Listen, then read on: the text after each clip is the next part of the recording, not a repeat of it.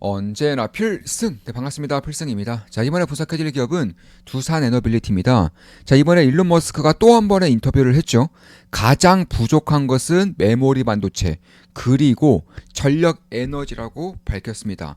자, 제가 여기서 주목하는 것은 메모리 반도체, 반도체에 대해서는 제가 꾸준하게 말씀을 드리고 있습니다. 슈퍼사이클이라고 말씀드리고 있죠. 그에 따라서 SK하이닉스, 삼성전자를 필두로 해서 반도체 비중을 굉장히 많은 비중으로 투자를 진행하고 있고 상당히 좋은 수익을 쌓아가고 있는 것은 사실입니다. 이와 더불어서 전력 에너지를 이제 강조를 하고 나섰는데 사실 지금까지도 에너지가 부족한 것은 맞아요. 특히나 AI 데이터 센터가 수요가 폭증하면서 착공과 완공이 폭증되면서 에너지에 대한 수요가 폭발하고 있는 것은 맞습니다. 다만 지금까지의 에너지 부족과 앞으로 발생할 에너지의 부족은 좀 다른 부분들이 있어요. 거기서 핵심만 딱 하나를 말씀드리자면, 자, 지금까지 에너지가 부족했던 것들은 결국 송전망에 대한 인프라가 부족으로 인해서 송전망 인프라를 채우는 식으로, 그러니까 집권식으로 해서 이제 에너지를 생산을 하면 기업들이 알아서 변압기 혹은 송전망 깔아서 거기에서 생산되는 전력 에너지를 자신들의 AI 데이터 센터로 끌어오는 그런 역할을 했던 것인데, 이제는 이게 안 되고 있다는 것입니다. 왜냐하면 송전망 인프라도 부족한데 전력 에너지 자체가 부족해지고 있는 거예요. 이에 따라서 결국 이제 빅테크들로 인해서 전력 에너지 수요가 많아지는 것인데, 이에 따라서 거기 살고 있는 주민들까지 피해를 보고 있는 것입니다. 어떤 피해를 보느냐? 전기요금이 폭등하고 있어요. 그래서 그냥 잘 살고 있는 그런 시민들도 예를 들어서 한 달에 전기요금이 10만 원이었다. 그럼 갑자기 20만 원, 30만 원이 되고 있다는 것입니다. 왜냐하면 빅테크들이 전기 에너지를 그만큼 많이 사용하고 있기 때문에 그런 것인데, 여기서 이제 제동을 거는 거예요. 이제는 빅테크들 너네가 알아서 전력 에너지 생산하고 공급해라. 그러니까 생산과 공급을 너네가 알아서 해라. 지금까지 생산과 공급을 중앙 집권식으로 이제 중앙 쪽에서 전개를 줬다면은 이제 빅테크가 알아서 해야 한다는 거예요. 이에 따라서 일론 머스크도 마찬가지고 샘 알트먼도 마찬가지고 아니면 반도체 기업 수장이라고 할 수 있는 제인스랑도 마찬가지입니다. 전력 에너지가 부족해지고 있다. 전력 에너지 자체가 부족해지고 있는 거예요.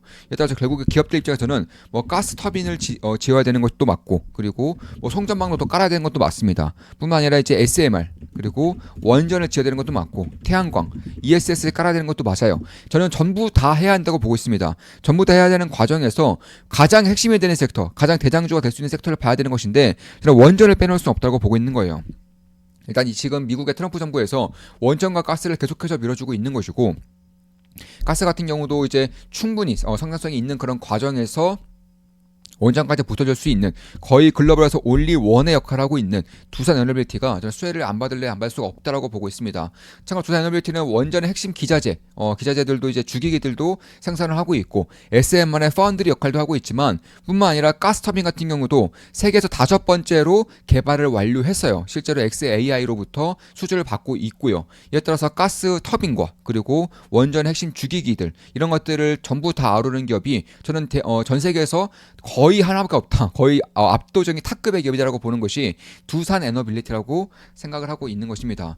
이에 따라서 결국에는 미국에다가도 이제 한국이 원전을 지어야 된다. 미국 땅에다가도 한국 원전이 깃발을 꽂을 차례가 왔다라고 저는 개인적으로 보고 있는 것이고, 실제로 미국 측에서도 한국으로부터 계속해서 SOS를 보내고 있는 것은 맞아요. 조선과 더불어서 원전도 미국 땅에다 빨리 지어달라고 대놓고 말하고 있는 것은 사실입니다. 따라서 원자로의 주기기를 독점 공급하고 있고요. 참고로 전 세계에서도 거의 올리원 수준입니다. 전 세계에서 가장 뛰어난 경쟁력을 가지고 있는 것이고, 다른 기업들도 있기는 한데 가장 크게 가장 대형 규모로 빠르게 낚일 수 있는 기업이 두산에너빌리티가 유일하다는 것이고, 뿐만 아니라 SMR 쪽에서 소형 원전 쪽에서는 거의 파운드리 역할을 하고 있다는 것입니다. 그러니까 반도체에서 TSMC가 반도체를 위탁 생산해주는 파운드리 업체이고, 바이오제약에서 삼성 바이오로직스가 이제 바이오제약 쪽에 파운드리를 해주고 있는 것이 해주고 있다고 본다면은, 이 소형 원전 쪽에서는 SMR 쪽에서는 이제 두산에너빌리티가 파운드리 역할을 해주고 있다라고 보시면 되겠습니다. 설계를 이제 뉴스케일 파워든 오클러든 테아라 파워든 이런 기업들이 한다면은 생산을 두산에너빌리티가 해주는 것입니다. 그런 것들 감안했을 때 저는 지금으로서는 꾸준하게 좀 관심을 가져야 한다고 보고 있는 것이고, 특히 이제 올해 연말로 가면 갈수록 전력 에너지에 대한 쇼티지에 대한 가능성이 계속해서 커지고 있고, 이미 글로벌 CEO들이 강조를 하고 있는 만큼 투자자로서는 주목할 필요가 있다라고 생각을 하고 있는 거예요. 저 역시나 두산에너빌리티는 최근에 다시 투자했습니다. 최근부터 투자하고 있고요. 현재는 약간의 수익을 내고 있습니다. 우리 멤버분들은 다들 알고 계시겠죠. 제가 매수 매도 할 때마다 우리 멤버분들께 실시간으로 말씀드리면서 매수 매도를 진행하고 있기 때문에 그런 것입니다. 한 달에 42,000원이면 제 매수 매도 내역을 실시간으로 보실 수가 있고요. 주식 투자에 대해서 제대로 배우고 올바른 길로 나가고 싶은 분들은 조금만 기쁨나게 보러 오시면 되겠습니다. 제 모든 것들을 전수해드리는 텔레그램 방이라고 할 수 있겠습니다. 그래서 그런 것들을 감안했을 때 결국 두산 에너빌리티가 뭐 유럽도 진출하고 있고 아니면 뭐 중동 쪽 혹은 동남아 쪽 이런 쪽도 진출할 수 있겠지만은 제가 보는 가장 큰 트리거는 미국으로의 진출이에요. 실제로 미국의 소형원전 기업들과 이미 협업을 맺고 있고요. 뿐만 아니라 대형원전 쪽에서도 두산 에너빌리티의 주기기가 저는 들어갈 수밖에 없다고 보고 있는 것이고 미국 시장이 올해부터 개화할 거예요. 미국의 원전 시장이 올해부터 개화할 것입니다. 그에 따라서 지금까지는 컴퓨팅 파워에서 지금까지 AI를 다룰 수 있는 AI에 대한 핵심적인 세 가지 키워드를 꼽으라면은 첫 번째가 알고리즘이고요. 두 번째가 컴퓨팅 파워. 세 번째가 전력 에너지예요. 여기서 이제 알고리즘과 컴퓨터 파워는 미국이 어느 정도 앞서고 있고 특히나 컴퓨팅 파워 쪽에서 미국이 우세하다고 밝혀지고 있는데 전력 에너지에서 중국이 우세하단 말입니다. 미국 입장에서는 중국으로부터의 그런 AI 패권을 뺏기지 않기 위해서는 전력 에너지에 대한 파산 공세가 필요하다는 거예요. 실제로 중국과 그리고 미국의 전력 에너지에 대한 그런 수요량과 공급량을 비교하자면 미국이 압도적으로 불리한 것은 맞습니다. 이런 것들을 10년, 20년 뒤를 바라보면서 전력 에너지 인프라를 새롭게 깔아야 한다는 것이고 그 가운데에서 핵심이 될 수밖에 없는 에너지 원 중에 하나가 24시간 동안 매우 안정적으로 에너지를 공급해 줄 수 있고 심지어 탄소 배출도 거의 되지 않는 원전이 될 가능성이 제가 봤을 때 상당히 높아지고 있다는 것입니다. 따라서 그런 것들 감안했을 때 이미 두산 에너빌리티는 전 세계에서 압도적인 경쟁력을 가지고 있고 거의 올리원 역할을 하고 있기 때문에 수주가 계속해서 쌓여 나가고 있는 것이고 특히 글로벌 IT 기업들이 각자가 알아서 소형원전을 세워야 한다면은 결국 수십 개에서 수백 개 정도가 수요가 생길 것이고 그에 따라서 이제 주기기를 생산해주고 실제로 파운드리 역할을 할 수 있는 두산 에너빌리티가 가장 큰 수요를 볼 수밖에 없다라는 것이고 이미 뭐 구글, 아마존, 마이크로소프트, 오픈AI 전부 다 소형원전에 대한 진출을 꾀하고 있는 것은 맞습니다. 메타도 마찬가지고요.